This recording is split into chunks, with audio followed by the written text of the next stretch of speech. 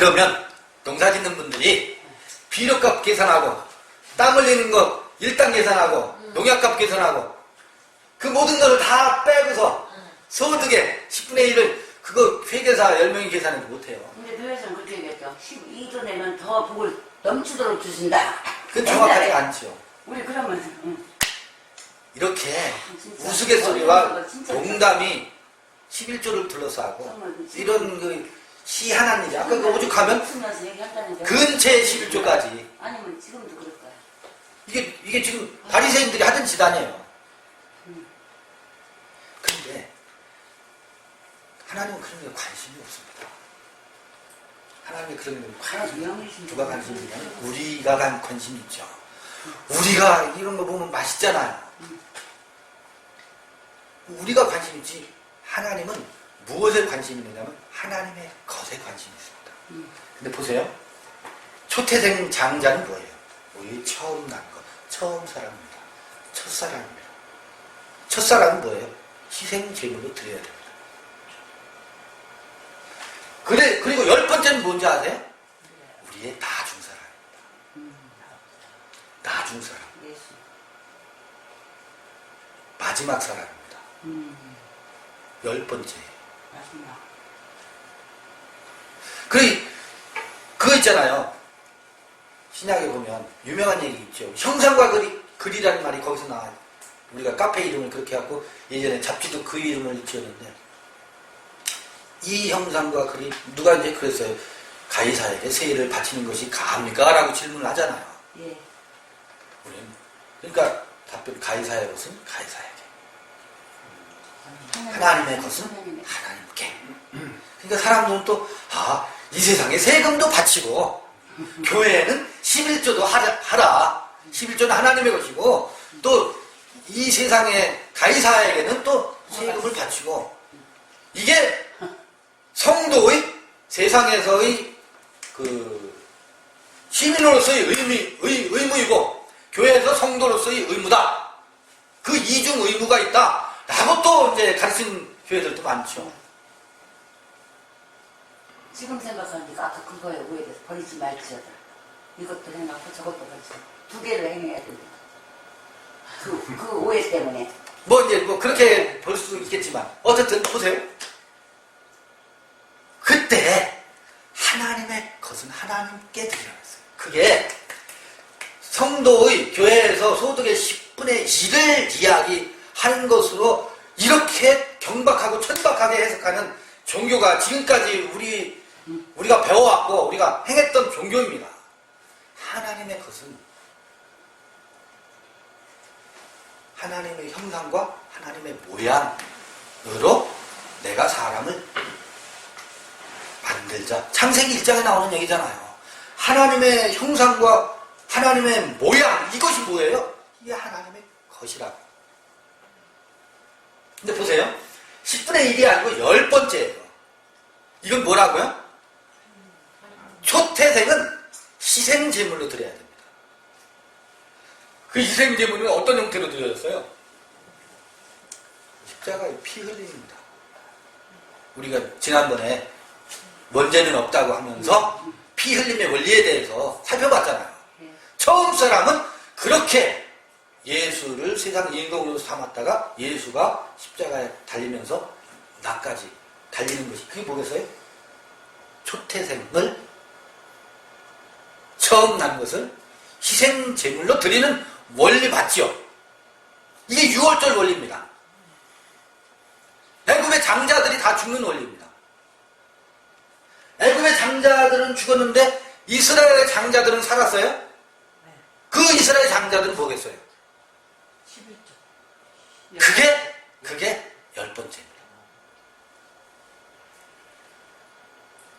10번째 것. 우리 안에는 애굽의 장자가 있습니다. 무엇을 어떻게 해야 돼요? 희생제물이. 그리고 이스라엘의 장자가 있어요. 이것은 무엇이다? 하나님의 것은 하나님께 드려라. 이게 그래요.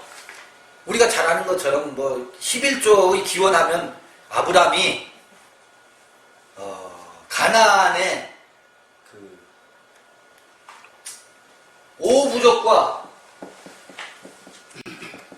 오부족과 사부족이 있었어요. 오부족의 연합군과 사부족의 연합군 전쟁이 있었어요. 이게 아마 이제 오늘날로 말하면 동네 싸움인 것 같아요. 동네마다 뭐 백제, 뭐 신라, 고구려 이 삼국이 있었지만 이스라엘도 그 작은 땅에 이 9부족이 있었어요. 9부족이 있었는데 롯이 여기다 다 참패를 하고 이 5부족에게 다 참패를 하고 롯이 여기로 잡혀갔어요. 이게 창세기에 나오는 얘기입니다. 그때 이제 이 부족장을 왕이라고 했었어요. 각 부족마다 왕이에요. 롯이 잡혀갔는데 이 잡혀갔다는 소식을 아브라함이 듣고 아브라함이 사병을 동원해서 이들을 격퇴하고 롯을 구출해냅니다.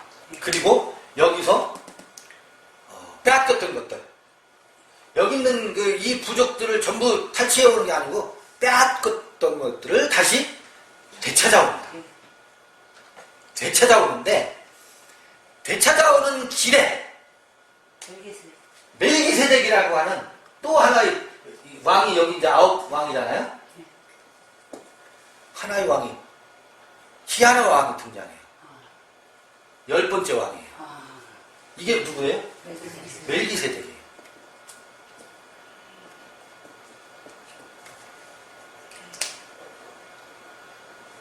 그러니까 땅에 있는 왕이 아니에요. 그죠? 땅에 있는 가나안 그때 그 부족사회에서는 9개의 부족이 있었고 9개의 왕이 있었는데 어디서 갑자기 멜기세덱이라고 하는 제사장 앞에 나아가서 이 탈취한 것 중에서 만약에 소득의 11조면은요 아브라함의 재산이 가산이 얼마나 많았었습니까? 거기서 소득의 11조를 드렸어야지 소득의 11조가 아니었습니다. 빼앗긴 것을 되찾아올 때 그 중에서 10분의 1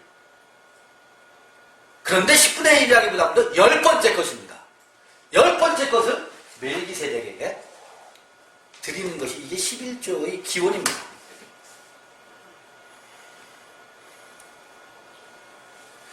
이게 뭐겠어요? 하나님의 것을 하나님께 드리는 원리의 이게 시초라 말하자면 이게 11조의 원리라고요.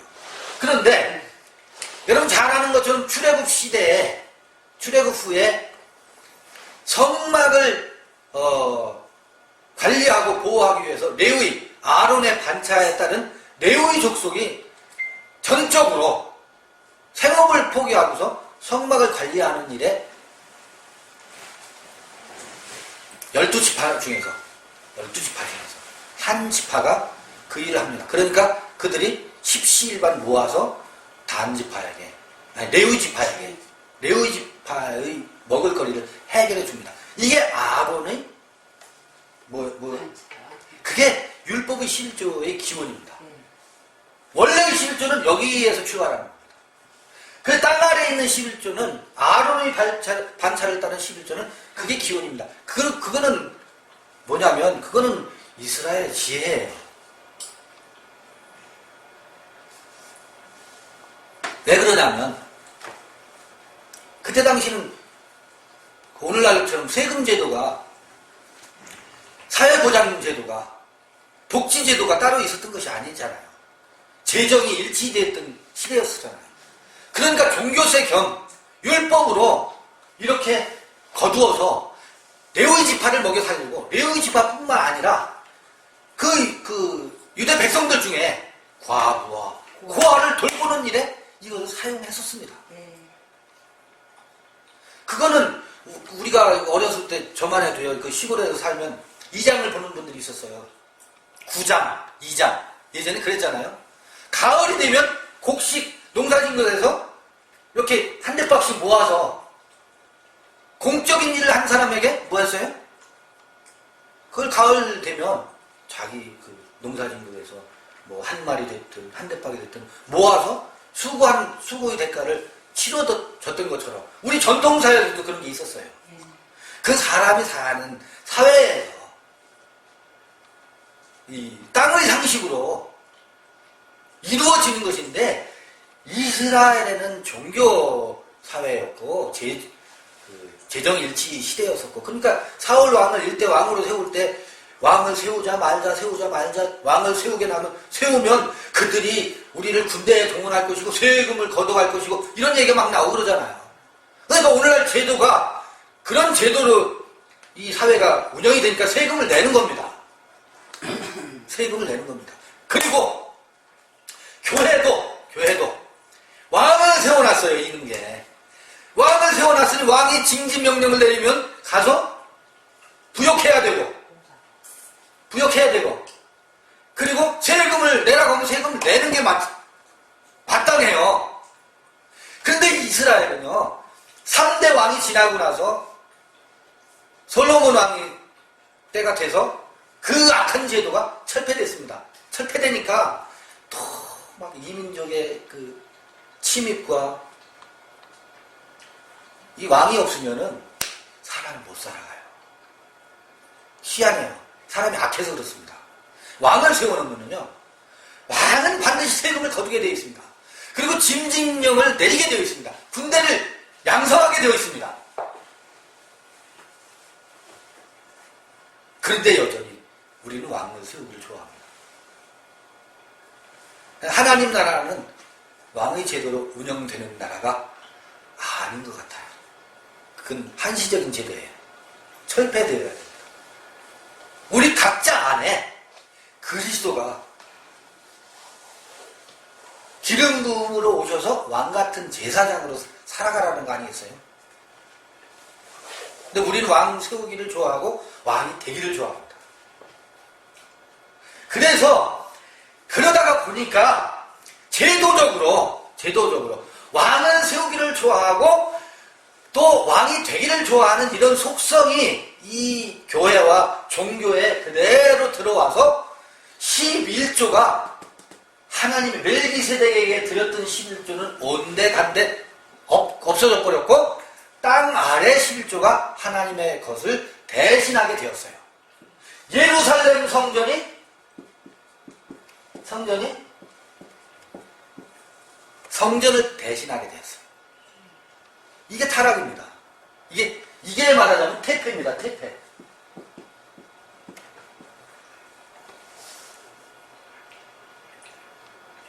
그래서 예수는 오셔서 이걸 철폐합니다. 그리고 이 땅에 있는 11조를 철폐합니다. 왜 철폐하겠어요? 손으로 짓지 아니한 성전을 회복하기 위해서 철폐하는 것이지, 그 예루살렘 성전 철폐해서 이제 나는 종교로부터 자유다, 그거를 위해서 철폐한 것이 아니라, 진짜 자유는 예루살렘 성전으로부터 자유로운 게 자유가 아니고, 그건 뭐가 돼요?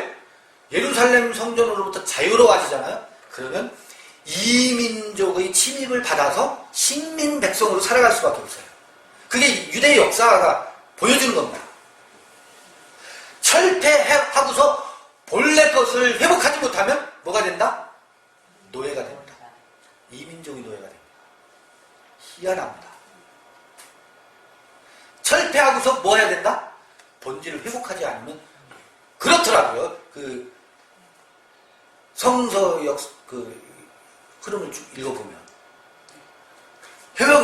그러니까 손으로 짓지 아니한 성전을 속히 회복해야 됩니다. 그리고 이 11조를 철폐하고 나면 멜기세덱에게 드렸던 하나님의 것을 하나님께 드리는 이것이 회복되지 않으면 우리는 노예가 됩니다. 이민족의 노예가 돼요. 뭐의 노예가 될까요? 물질의 노예가 돼요. 그래서요, 이걸 안 후에 이걸 교회에서 가르치잖아요. 그럼 교회가 피폐해져요. 강팍해지더라고요. 일체 헌금이 안 나와요. 헌금이 없어요. 교회 전교금을 못 내요.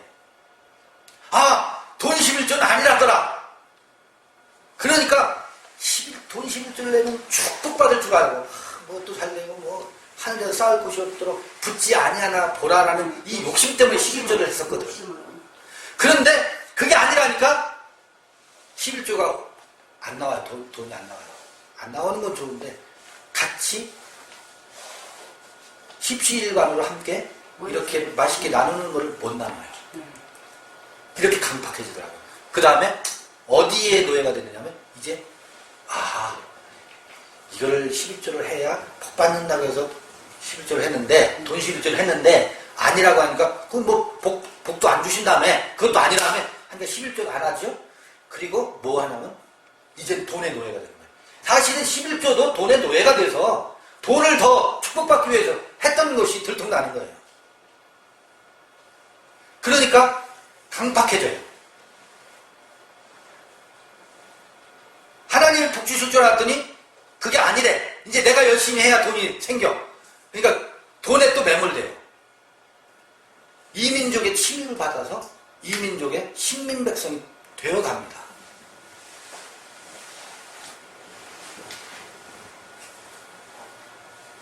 그러면 뭐를 회복하라는 거예요? 멜기세덱에게 드렸던 빼앗긴 것을 되찾아. 그리고 우리가 무엇을 빼앗겼어요? 한번 생각해보죠. 무엇을 빼앗겼어요? 여러분 뭘 뺏긴 거 있으신가요? 신비. 내가 나의 욕망에 사로잡혀 살다 보니까 그것만이 전부인 줄 알고 본래의 나를 잃어버렸습니다. 빼앗겼습니다. 잃어버렸습니다. 10번째 것이 무엇인지를 우리는 알지 못하고 삽니다. 나의 나됨을 잃어버리고 삽니다. 나의 나됨이 무엇인지를 놓치고 산다는 거죠. 잃어버리고 산다는 거죠. 하나님의 형상과 하나님의 모양으로 지음받은 것이 그게 나인데 내 안에는 가의사의 형상과 가의사의 모양만 있는 거예요. 그리고 하나님의 형상과 하나님의 모양을 잃어버렸어요. 빼앗겨버렸어요. 누구에게? 누구에게 빼앗겨버렸어요? 나의 욕망에게 내가 뺏긴 거예요. 내가 나한테 도둑질 당한 거죠. 사실은 이 가나안 땅의 9부족 이것도 재미있어요. 한번 깊이 생각해요. 그 중에 연합군 5부족 혹은 6부족 이거 여러 가지 생각해 볼 수 있어요. 이게 뭐 이렇게 나가면 조금 과할 수 있어서 조심스럽게 살펴봐야 되는데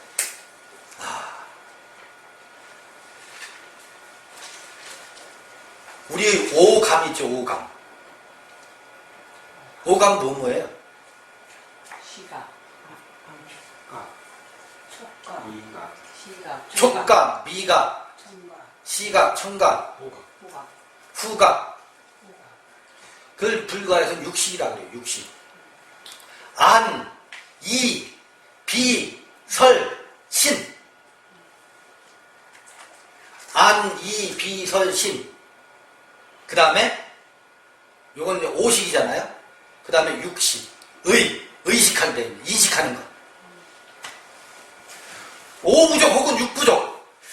우리가 이 경험하는 것, 아니 비선신, 육체가 경험하고 느끼고 냄새 맡고 보고 듣고 느끼는 이런 것에 의해서 경험한 나가 나의 하나님의 형상으로 지음 받아서 거룩해져야 할 나를 어떻게 하고 있어요? 점령하고 있습니다. 그것에 의해서 탈취당하고 있습니다. 가나안 땅에 6부족, 4부족, 10부족, 9부족 이를 뭐 어떻게 봐야 될지 모르겠습니다만 깊이 묵상해 볼 필요가 있습니다. 이스라엘은 12부족이에요. 12족속으로 나뉘잖아요. 야곱이 자녀들을 12 낳잖아요. 가나안 땅에서는 13지파로 또 나뉘잖아요. 그래서 11조는 12조가 돼요. 12분의 1로도 해요. 신약에서는. 17반 거둬서 레위 지파에게 주는 것은 뭐 그런 방식으로도 가능하지 않겠어요. 돈 11조가 이게 하나님의 것일 수도 없고 그런 그 천박한 종교일 수가 없다라고 하는 정도로 우리가 다 지금 공유하고 있고 공감하고 있는데, 하나님은 사람을 창조하셨습니다. 창조하시고 뭐 이제 그것에 대한 또 창세기 1장에서의 그 해석도 또 깊이 들여다 봐야 되겠지만, 일단은 하나님의 형상과 하나님의 모양이 하나님의 것이다. 너희는 내 백성이다. 나는 너희의 아비다. 너희는 나의 자녀다. 자녀의 마음을 아비에게로, 아비의 마음을 자녀에게로. 이게 성경의 대주제잖아요. 그러면 자녀들이 아비의 마음으로 향하는 것, 그게 하나님의 것이 하나님의 것으로 드려지는 원리일 텐데, 그것이 안 되니까 그 와중에 초태생이 드려지는 거, 희생제물로 드려지고 예수가 피 흘리고 뭐 이런 그 무수한 이야기들이 성서에 나오는데, 하나님의 것으로 다시 되찾기 위해서, 회복하기 위해서. 자, 그럼 하나님의 것이 10번째예요. 10번째 것이에요. 근데 이게 이 10번째 하면 아마 고대인들은, 물론 이제 오늘날은 숫자의 과학이 굉장히 많이 발달했지만 예전에도 그 하늘의 별을 연구하는 사람들이라든지 수에 대한 것이 굉장히 밝았겠습니다만, 일단 이렇게 하면 열입니다. 발가락도 열이고 손가락도 열입니다. 이렇게 하면 다섯이잖아요. 한 손이고. 이렇게 하면 하나잖아요. 근데 이렇게 하면 쉽게, 그 십진법인데, 숫자가 십진법으로 뭐 여러 진법이 있지만 이렇게 하면 열이란 말이에요. 그래서 하다 보면 10번째가 마지막 번째란 말이에요. 그리고 이렇게 하면 10번째가 마지막 번째면 수으로는 꽉 찬 수잖아요. 꽉 찬 수잖아요. 온전한 수잖아요. 어떻게 보면. 아주 단순하게 생각하면. 그 10번째가 10분의 2일 뿐더러 이 10번째는 전부입니다. 이거 바울이 표현하는 방식입니다. 속사람이라는 거죠. 속사람. 이 겉사람이 그 제물이 돼서 희생 제물로 드려지고, 속사람이 뭐예요? 날로 새롭도 다 이게 제사장이 되는 거예요. 속사람은 제사장이에요. 왕같은 제사장이라며요. 그런데 지금은 이게 이 사이에 이 겉사람이 두꺼운 외피, 휘장으로 둘러싸여 있어가지고 속사람이 보이지 않습니다. 휘장에 가려져 있어서. 이 휘장은 우리의 지식이고 종교생활이고 각종 뭐 예수에 대한 이론, 지식, 관념 이런 것들로 휘장이 둘러싸여져 있어요. 그리고 이게 난 줄 알고 살아요. 우리가 나인 줄 알고 살아요. 사실은 나의 본래 나는 여기 있는데 이 나를 잃어버리고 살아요. 볼 수가 없으니까. 휘장에 가려져 있으니까. 근데 10번째는 이거라. 이게 하나님의 것이라. 이거는 내 것이고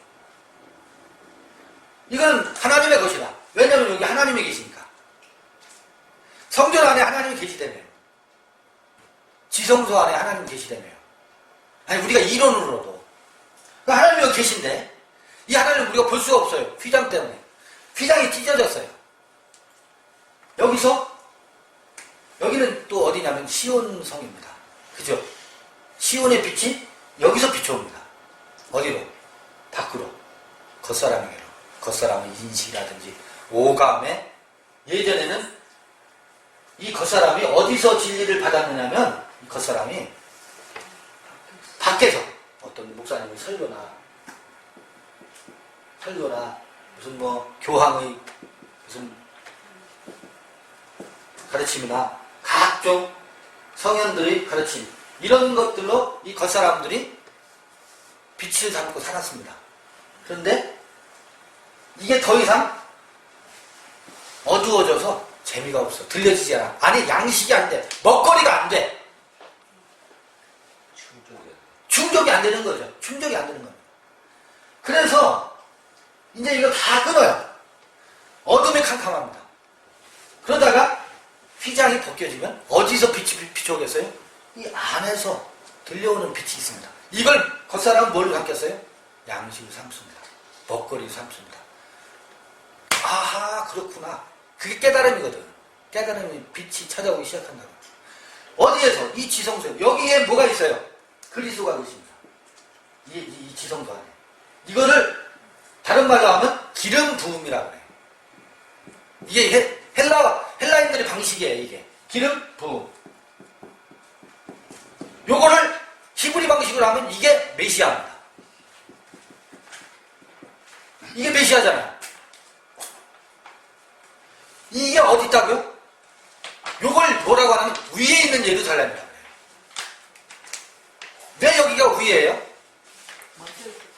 아니지, 속인데 왜 위라고 할까? 여기가 하늘이니까. 하나님이 계신 곳이 하늘이죠. 우리는 하늘 하면 저길 쳐다본다고. 아니, 제가 질문해 볼게요. 하나님 어디 계시다고요? 성전이에요. 성전 안에 계시다며. 그럼 성전이 어디 있다고요? 여기 있거나 저기 있는 것이 아니라 너희 안에 있다라고 하는 것이 이게 굉장한 선언입니다. 이게 굉장한 선언이에요. 예수의 혁명적 사상이라고 좀 표현하고 싶어요. 혁명적 사상이에요. 왜냐하면 다 예루살렘 성전에 하나님이 있다고 그랬거든. 돌로 지은 성전에. 유대인들이 종교관이. 근데 그게 아니고 여기 있대요. 근데 지금도 하늘 하면 저기를 쳐다본다고. 그리고 종말일 때에 저기서 우리는 공중으로 들림받고 저기서 예수가 다시 오셔서 재림 예수가 저 공중에서 우리를 영접한대요. 아닙니다. 여기가 하늘입니다. 여기서 이 겉사람이 들림받으면 어디로 가겠어요? 이 공중 어디로 들림받습니다. 여기서 영접을 받아요. 겉사람과 속사람이 하나가 되는 영접 사건이 여기서 이루어지는 겁니다. 휴거, 종말 다 거짓말입니다. 단언컨대 거짓말입니다. 제가 얼마든지 입증할 수 있습니다. 성서로. 입증이라는 것도 우스꽝스럽지만. 그러면 이제 아까 여기 밖의 원리, 여기가 왕, 세금제도, 여기 각종 노예제도, 이 밖에서 나오는 밖에다가 여러분들이 저는 이제 이게 용서하고 들어주십시오. 저는 이걸 정신적인 기둥서방이라고 표현을 좋아하거든요. 기둥서방은 참 내가 존경하는 목사님. 아무게 전 밖에 세워두고 거기다가 헌금 갖다 바쳐야 되고 가서 징집령이 내리면 가서 의의 군사라고 하면서 군인이 되어서 막 오죽하면 구세군이라는 교단이 가 있겠어요. 그런단 말이에요. 이게 전부 떠나야 됩니다. 그래서 자 여기 있는 이 새로 지음받은 이것을 숨겨있는 새 사람이라고 바울이 표현하고 있어요. 예배소서 같은데. 엔토, 크룹토, 숨겨져 있는 새 사람. 어디에 숨어져 있어요? 여기 숨어져 있어요. 휘장 안에, 지성소 안에. 요게 기름 부음이고 메시아고 새 사람이고 겉사람은 나중에 이 원리가 끝나고 나면 여기서 공급받습니다. 기름 부음을 받는 겁니다. 저는 오늘 여기서요 이거를 저 자신에게도 예언하고 여러분들에게 이거를 예언하려고 온 거예요. 이 그리스도가 여러분들에게 와 있고 오신다. 바로 그때가 지금이다. 무슨 2000몇 년이 됐으니까 종말이다. 예수가 곧 뭐 2025년에 온다. 30년에 온다. 다 사기입니다. 절대 안 옵니다. 그렇게. 요한계시는 그런 얘기가 절대 아닙니다. 여기 이 원리가 우리 내면에서 우리 새 사람으로 정신이 바로 새롭게 거듭난다. 성서는 요한계시는 이걸 예언하고 있는 거거든요. 그런데 그 전에 이런 도적놈들이 이게 다 용이나 옛뱀이나 다 이쪽 밖에 있는 존재들입니다. 하나님이 전부 이들은 이쪽 밖에 있어요. 이게 다 용입니다. 이름은 데우스지만 다 용입니다. 세상 임금이고. 요한계시록은 전부 이 하나님은 하늘에서 별이 우수수 떨어지듯이 이 하나님 완전히 박살나는 이 용이 용이 이게 박살나는 거거든요. 요한계시록은 그런 얘기다. 어떤 이 원리가 우리 안에서 내면의 원리가 드러나면 밖에 하나님은 이제 하나님으로 기능을 못합니다. 자, 11조로 다시 돌아와서 이게 이제 하나님의 것이에요. 이 하나님의 것을 하나님께 드리는 원리가 멜기세덱에게 드리는 11조 원리입니다. 이게 돈으로 환원이 됐으니 환장한 노릇이죠. 그러니까 예수는 그것을 절대로 용서하지 말라라고 말하는 것이 맞아요. 이것도 행하고 저것도 버리지 말라가 아니고 이 의와인과 신은 너희가 속은 깨끗이 하되 그 외식은 결단코 용납하지 말아라. 너희 자신이 용납하지 마. 너희 스스로에게 용납하지 말아라. 다른 사람들이 돈 11조 하는 것을 용서하지 말고 혼내주라는 얘기 아니고 너희 자신이 너희 스스로에게 그런 짓을 뭐 하지 말아라? 용납하지 말아라. 용서하지 말아라. 그 외식을 떠나라 그 얘기지. 그렇지 않겠어요? 자, 그러면 이제 하나님의 것을 뭐 해야 되겠어요? 빨리 빼앗아 와야죠. 다시 되찾아와야죠. 이게 급선무 아니겠어요?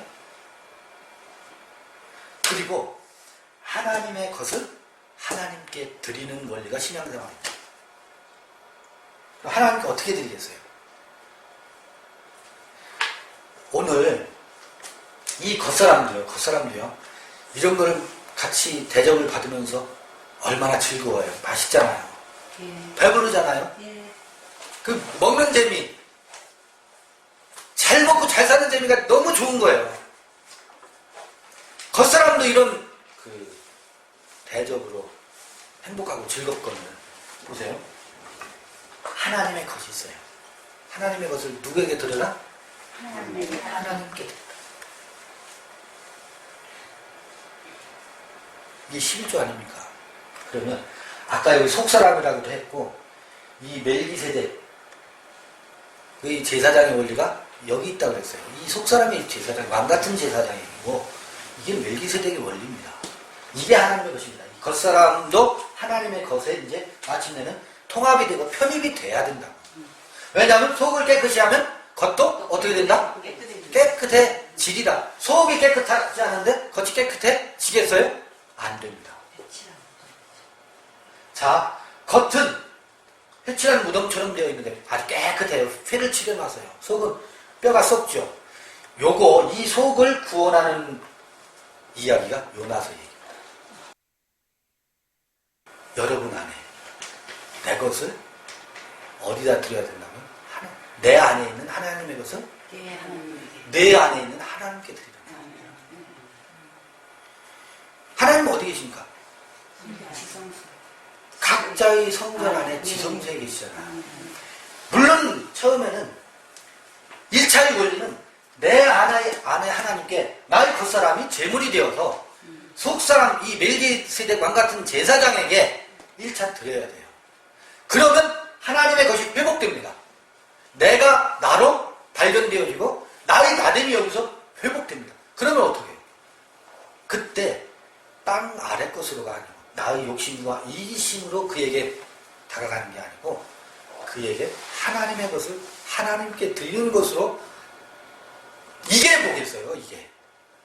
이게 형제의 동거함입니다.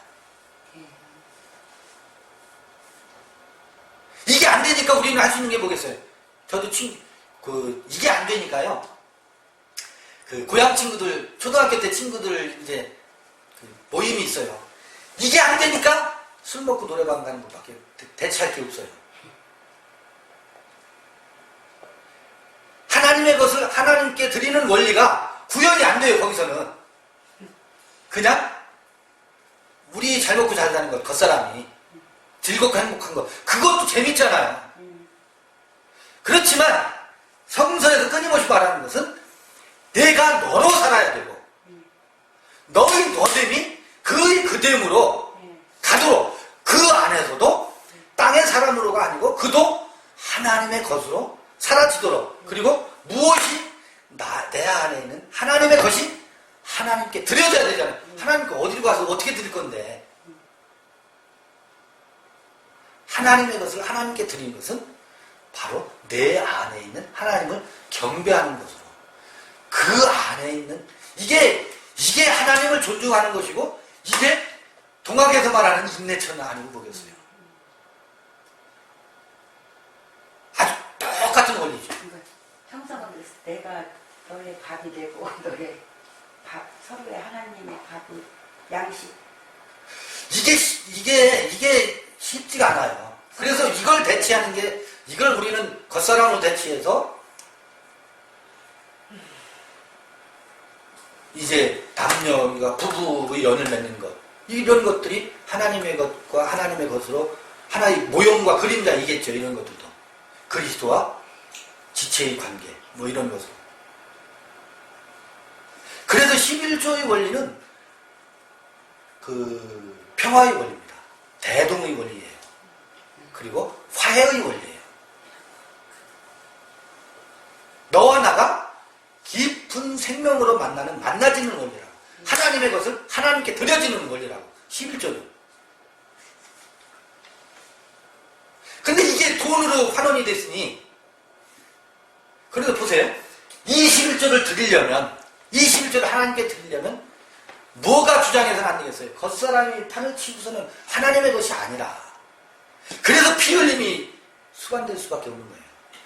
피 흘림이라든지 십자가에 도라는 말이, 하나님의 것을 드린다고 열심히 우리는 형제를 섬겨야 된다고 하면서 겉사람으로 막 이게 온통 잡탕이 돼버려요. 우리는 그렇게 그거의 전문가고, 우리는 그걸 누가 가르쳐주지 않아도 그거는 기술자예요. 타고난 기술자예요.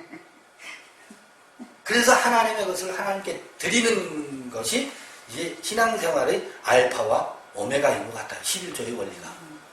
그러니까 처음에는 빼앗긴 것을 찾아오는 것, 이것이 내 안에서 우선 돼야 되고, 내 안에서 하나님의 것을 찾아서 하나님께 드려줘야 되고, 이 겉사람도 하나님 것으로 바뀌어서, 보세요. 10번째 것은 전부라고 했잖아요. 10번째 것은 10분의 1인과 동시에 10번째 것은 전부예요. 그러니까 이것은 초태생이라, 우리 처음 난 거잖아요. 초태생은 희생 제물, 양의 제물로 드려지고, 누구에게? 제물이 되고 속사람이 제사장이 되어서 이것을 드려줘야 돼요. 이게 십자가의 피 흘림의 사건입니다. 예수와 함께 죽고 함께 사는.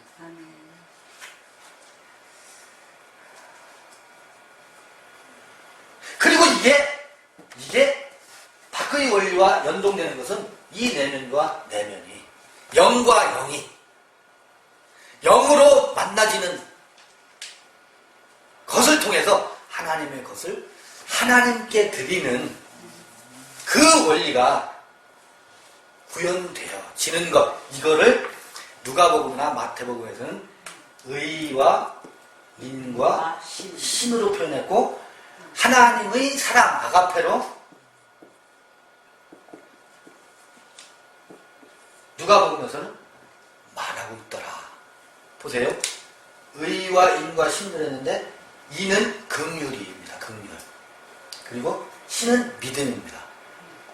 그 다음에 여기서 의라고 했는데, 이 의는 크리노, 그렇게 되어 있는데, 이 의와 인과 신이 내 안에서 뿐만 아니라 하나님의 것을 하나님께 드릴 때 세 분에서 표현하면 이렇게 표현할 수 있는 거예요. 형제를 향해서 긍휼히 여기는 마음이 나아가지 않으면 그 안에 있는 하나님을 만날 수가 없습니다. 나는 재산이 이렇게 많아. 나는 이만큼 공부했어. 나는 이런 사람이야. 라고 하는 것을 가지고 어떻게 이 안에 있는 하나님을 만날 수 있겠느냐고요. 그런 것을 가지고. 우리는 그런 것에 익숙하잖아요. 우리 이렇게 훌륭하게 컸어. 아들 자랑, 손주 자랑. 그거 재밌잖아요. 그걸로 시간 가는 줄 몰라. 자랑하지 말라는 게 아니에요. 그러나 하나님의 것을 하나님께 드리려면 그것을 그가 아무리 즐겁고 아무리 그것 주는 행복감이 있지만 그것을 버리라는 얘기가 아닙니다. 그것을 다 끌어안고 그것을 무엇으로? 이 의와 인과 신, 아가페라고 하는 것으로 그 모든 것이 하나가 되어서 다 용해시켜서 그것으로 너와 내가 만나진다면, 이게 하나님의 것을 하나님께 드려진다면 그럼 될 것 같다라는 생각이 들어요. 21조를 멜기세덱의 제사장에게, 그러니까 시작도 없고 끝이 없어요. 이거는 좀 억지일 수 있으니까 양해하고 좀 들어주십시오. 멜기세덱의 제사장의 원리는 시작도 없고 끝도 없다라는 표현이 있잖아요. 네. 보세요. 이게 어디서 시작한 거예요? 그날 안에. 예수에게서 시작된 거예요? 아니요. 이 원리는, 이 성전의 원리는 하나님의 것을 하나님 내 안에서 시작된 거예요? 이게, 그리고 여기로 가죠? 또 어딘가로 또 가죠? 또 어딘가로 가죠? 뭐 영생이죠? 시작도 없고 끝도 없는 생명의 순환고리인 것 같아요. 생명의 원리인 것 같아요. 우리 내면의 정신의. 우리 육체도 부부가 사랑을 해서 자손을 낳고 또 자손을 낳고 하듯이 생명의 세계에서도 이 영성의 원리에 의해서 낳고 하나님의 것을 하나님께 드리는 원리가 무수히 반복되면서 흘러가는 것이 아닌가. 그런데 이 생명의 원리가 어느 때인가 단절이 돼서 이 세상은 전쟁과 갈등과 그런 것으로 점철되어 있는 게 아닌가 싶습니다. 이런 것이 성서의 이 지성소의 원리이고 11조의 원리가 아니겠는가. 이 11조와 관련해서 뭐 여러 가지가 있는데 한 가지만 더 보고 마무리하죠. 간단하게. 시간이 많이 흘렀죠.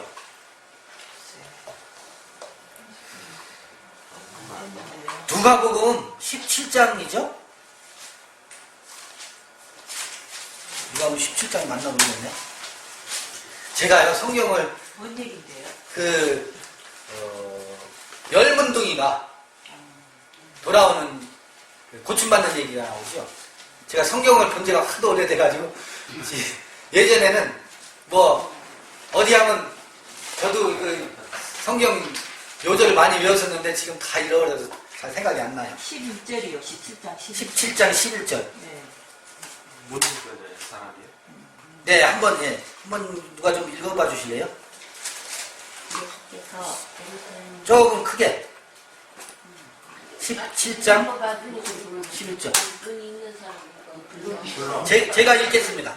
예수께서 예루살렘으로 가실 때에 사마리아와 갈릴리 사이로 지나가시다가 한 촌에 들어가시니 문둥병자 10명이 예수를 만나 멀리 서서 소리를 높여 가로되 예수 선생님이여 우리를 긍휼히 여기소서 하거늘 보시고 가라사대 가서 제사장들에게 너희 몸을 보이라 하셨더니 저희가 가다가 깨끗함을 받은지라. 그 중에 하나가 자기의 나은 것을 보고 큰 소리로 하나님께 영광을 돌리며 돌아와 예수의 발 아래 엎드려 사례하니 저는 사마리아인이라. 예수께서 대답하여 가라사대 10사람이 다 깨끗함을 받지 아니하였느냐? 그 9은 어디 있느냐 그래요. 이 이방인 외에는 하나님께 영광을 돌리러 돌아온 자가 없느냐 하시고 그에게 이르시되 일어나 가라. 내 믿음이 너를 구원하였느니라 하시더라. 이게 신약에서 나오는 예수와 열 문둥이와의 그 스토리를 통해서 11조를 선명하게 드러내주고 있는 구절입니다. 11조라는 말은 없지만 열 문둥이, 옛날에 그 문둥이촌이 따로 있었잖아요. 우리나라도 그렇지만 유대에서는 이 문둥이를 문둥병자가 격리돼서 지냈었잖아요. 그러니까 여기서 기록에도 보면 멀리 뭐라고 돼 있어요? 한촌에 10명이 예수를 만나 멀리 서서 그러잖아요. 멀리 서서.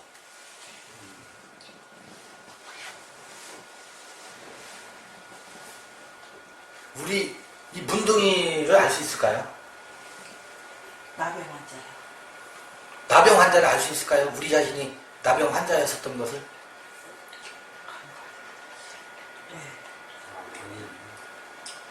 네. 우리의 영적 상태가 예, 맞아요. 나병 환자였었던 것을, 문둥병자였던 것을 알 수 있을까요? 예. 그때부터 알고 있어. 이 저기 뭐야, 가가 감각이 없어요. 염증. 문드러져 염증이 나도 통증이 없고 박수치면서 기뻐해요. 영적 감각이 문둥병 환자와 다를 바가 없습니다. 우리가 그랬었어요. 그러면서 또 피곤하고 기쁨과 피곤이 늘 같이 있었던 그런 상태였었다고. 근데 그것이 그런 때가 우리에게 있었을 거예요. 우리가 모르고 지났을지 모르겠지만. 그런데 이 중에서 10문둥이가 고침을 받았습니다. 그러면 그 율법에 따르면 제사장들에게 문둥병이 고침을 받았는지 확인을 해야 사회에 환원이 되잖아요. 네. 다시 사회의 구성원으로 활동할 수 있잖아요. 그래서 제사장에게 보이는 제도가 율법에 있었다고요. 제사장이 보여라. 다 갔어요. 그런데 한 문둥이가 예수 앞으로 왔습니다. 이 11조의 얘기거든요. 보세요. 다 땅에 있는 제사장들한테 보이러 왔다고요. 근데 그 중에 하나는 멜기세덱의 원리에 따른 예수에게 왔다고요. 예수는 가서 제사장들에게 보이라고 했다고요. 율법대로. 근데 한 문둥이가 율법을 어기고서 예수에게로 왔어요. 예수는 어떤 제사장이에요? 여기서는 어떤 제사장이 원리겠습니까? 멜기세덱의 제사장의 원리라고. 예수에게 와서 경배를 합니다. 우리는 이 땅에 있는 제사장들에게 우리가 나았습니다 하고 보이러 가려고 한다고요. 그게 오늘날 소위 말하는 여러분들 많이 하셨을 거라고 하면 저도 그렇고 전과자인데 다 간증이라고 하는 거. 간증하러 같이. 네? 나섰다고 간증으로 간다고. 전과자, 간증 전과자. 아마 9문둥이 다 거기 간증하러 갔을 거예요. 네. 여기로 오는 원리. 예수 그리스도에게로. 예수는 그리스도 기름 부음 받은 자니까. 이게 11조의 아주 이야기 속에 담겨져 있는 원리가 아닌가 싶습니다. 이것이 여기로 가서 보여주는 원리. 내 안에 있는 하나님께. 하나님은 하나님의 것을 받으시기 원하시니까.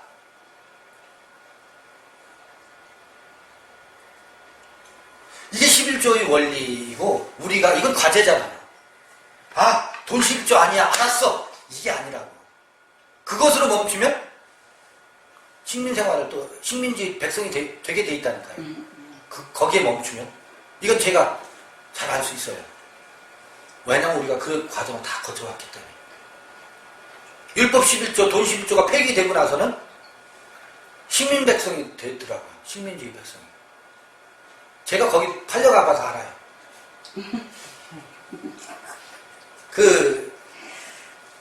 일제 식민지를 겪어봐야 안다니까.